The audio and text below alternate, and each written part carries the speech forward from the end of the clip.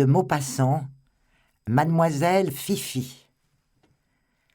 Le major, commandant prussien, comte de Falsberg, achevait de lire son courrier, le dos au fond d'un grand fauteuil de tapisserie, et ses pieds bottés sur le marbre élégant de la cheminée, où ses éperons, depuis 3 mois qu'il occupait le château d'Uville, avaient tracé 2 trous profonds, fouillés un peu plus tous les jours.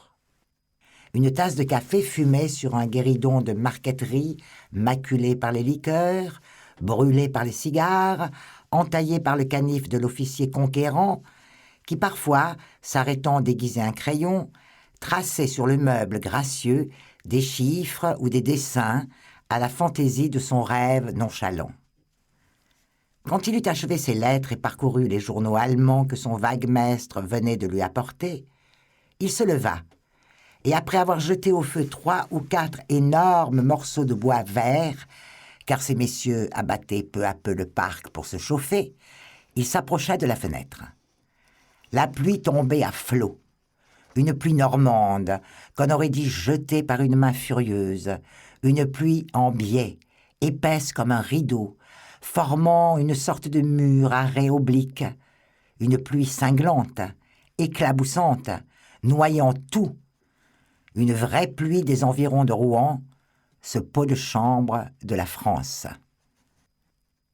L'officier regarda longtemps les pelouses inondées et là-bas l'andelle gonflée qui débordait, et il tambourinait contre la vitre une valse du Rhin, quand un bruit le fit se retourner. C'était son second, le baron de Kelvenstein, ayant le grade équivalent à celui de capitaine. Le major était un géant, large d'épaules, orné d'une longue barbe en éventail formant nappe sur sa poitrine, et toute sa grande personne solennelle éveillait l'idée d'un paon militaire. Un paon qui aurait porté sa queue déployée à son menton. Il avait des yeux bleus, froids et doux, une joue fendue d'un coup de sabre dans la guerre d'Autriche, et on lui disait brave homme autant que brave officier. Le capitaine, un petit rougeau à gros ventre sanglé de force, portait presque ras son poil ardent, dont les fils de feu auraient fait croire, quand il se trouvait sous certains reflets, sa figure frottée de phosphore. 2 dents perdues dans une nuit de noces, sans qu'il se rappelât au juste comment, lui faisaient cracher des paroles épaisses qu'on n'entendait pas toujours. Et il était chauve du sommet du crâne seulement, tonsuré comme un moine, avec une toison de petits cheveux frisés, dorés et luisants autour de ce cerceau de chair nue. Le commandant lui serra la main, et il avala d'un trait sa tasse de café, la 6e depuis le matin, en écoutant le rapport de son subordonné sur les incidents survenus dans le service. Puis tous deux se rapprochèrent de la fenêtre, en déclarant que ce n'était pas gai. Le major, homme tranquille, marié chez lui, s'accommodait de tout. Mais le baron-capitaine, viveur tenace, coureur de bouges, forcené trousseur de filles, rageait d'être enfermé depuis 3 mois dans la chasteté obligatoire de ce poste perdu. Comme on grattait à la porte, le commandant cria d'ouvrir, et un de leurs soldats automates, apparut dans l'ouverture, disant par sa seule présence que le déjeuner était prêt.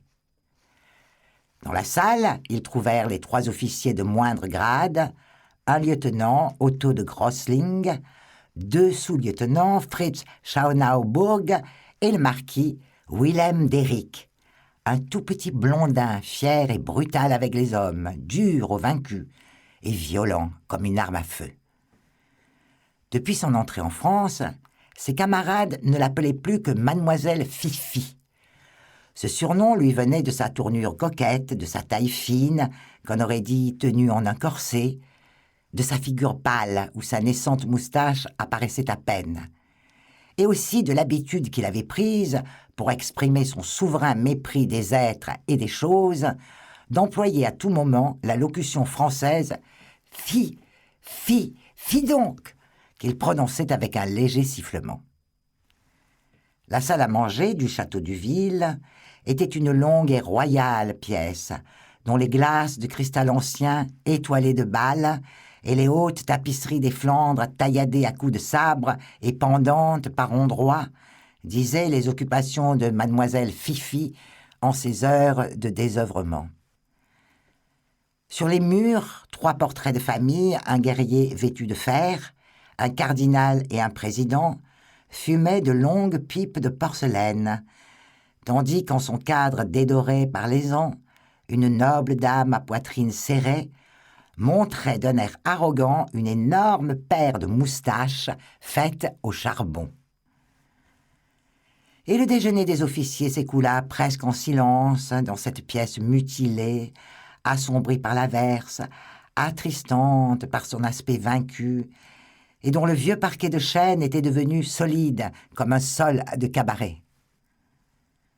À l'heure du tabac, quand ils commencèrent à boire, ayant fini de manger, ils se mirent de même que chaque jour à parler de leur ennui. Les bouteilles de cognac et de liqueur passaient de main en main, et tous, renversés sur leurs chaises, absorbaient à petits coups répétés, en gardant au coin de la bouche le long tuyau courbé que terminait l'œuf de faïence, toujours peinturluré comme pour séduire des Hottentots. Dès que leur verre était vide, ils le remplissaient avec un geste de lassitude résignée. Mais mademoiselle Fifi cassait à tout moment le sien, et un soldat immédiatement lui en présentait un autre. Un brouillard de fumée âcre les noyait, et ils semblaient s'enfoncer dans une ivresse endormie et triste, dans cette saoulerie morne des gens qui n'ont rien à faire. Mais le baron soudain se redressa. Une révolte le secouait. Il jura « Nom de Dieu, ça ne peut pas durer. Il faut inventer quelque chose à la fin. » Ensemble, le lieutenant Otto et le sous-lieutenant Fritz, 2 Allemands doués éminemment de physionomie allemande lourdes et graves, répondirent « Quoi, mon capitaine ?» Il réfléchit quelques secondes, puis reprit « Quoi ? Eh bien, il faut organiser une fête si le commandant le permet. » Le major quitta sa pipe. « Quelle fête, capitaine ?» Le baron s'approcha. « Je me charge de tout, mon commandant. J'enverrai à Rouen le Devoir qui nous ramènera des dames. Je sais où les prendre. On préparera ici un souper. Rien ne manque d'ailleurs. Et au moins nous passerons une bonne soirée. » Le comte de Falsberg haussa les épaules en souriant. « Vous êtes fou, mon ami !» Mais tous les officiers s'étaient levés, entouraient leur chef, le suppliaient. « Laissez faire le capitaine, mon commandant, c'est si triste ici !» À la fin, le major céda.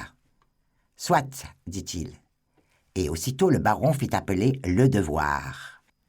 C'était un vieux sous-officier qu'on n'avait jamais vu rire, mais qui accomplissait fanatiquement tous les ordres de ses chefs, quels qu'ils fussent.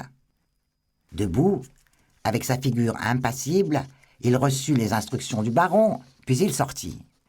Et 5 minutes plus tard, une grande voiture... Nous espérons que vous avez apprécié cet aperçu.